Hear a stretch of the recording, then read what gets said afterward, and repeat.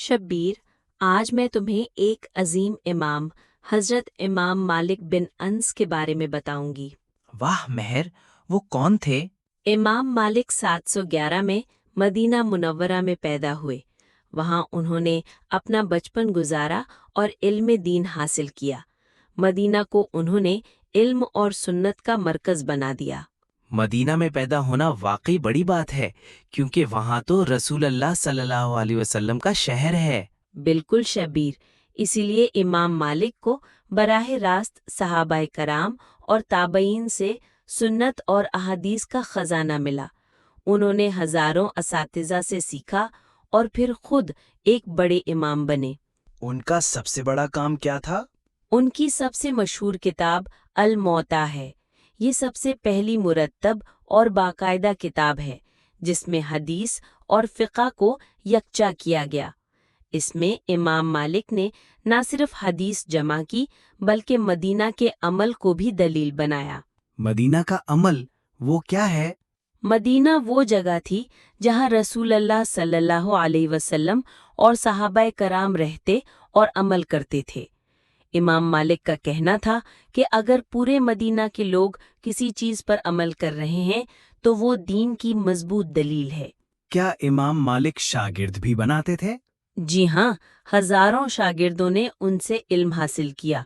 यही शागिर्द आगे चलकर मालिकी फ़िक़्ह को अफ्रीका, स्पेन यानी अंदलस और कई ममालिक तक ले गए। लोग कहते हैं कि इमाम मालिक बहुत बावकार और जलाल वाले थे। जी हाँ शब्बीर, जब वो हदीस पढ़ाते थे तो हमेशा गुस्ल करके, खुशबू लगाकर और वक़ार के साथ बैठते। वो कहते थे, ये रसूल अल्लाह सल्लल्लाहु अलैहि वसल्लम की हदीस है, इसे अदब के बगैर नहीं पढ़ा जा सकता। क्या कभी उन पर जुल्म भी हुआ? हाँ, कुछ हुक्मरानों ने दबाव डालने की कोशिश की, लेकिन इमाम मालिक ने कभी हक पर समझौता नहीं किया। उन्होंने जुल्म के सामने हमेशा डटकर हक की बात की। इमाम मालिक के 10 सबक। मेहर, हमें इमाम मालिक से क्या सीखना चाहिए? इल्म और हदीस हमेशा अदब और एहतराम से हासिल करो। दीन को दुनियावी फायदे के लिए कभी ना बेचो।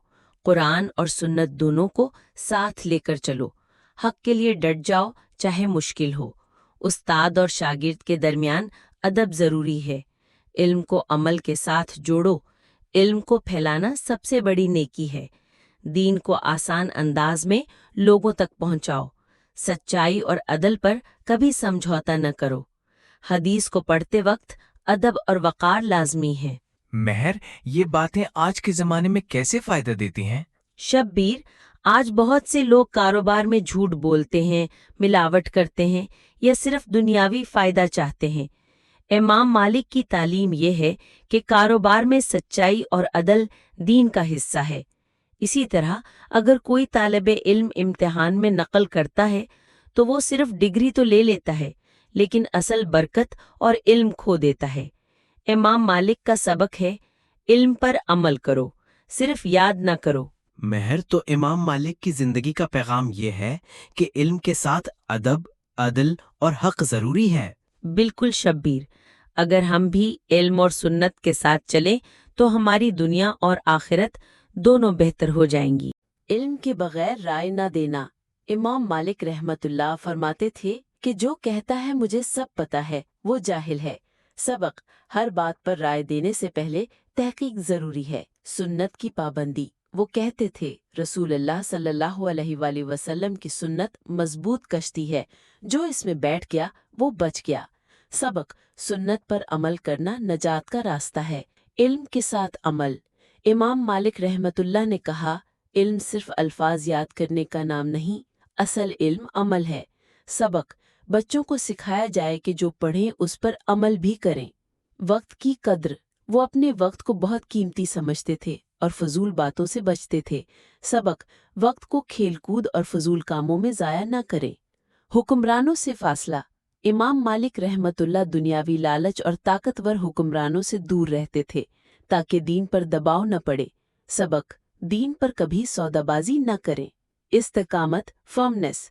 जब मदीना के हुक्मरानों ने उन पर दबाव डाला तो उन्होंने कहा, मेरा जिस्म तो तुम्हारे काबू में है मगर मेरा ईमान नहीं। सबक ईमान पर कभी समझौता न करें।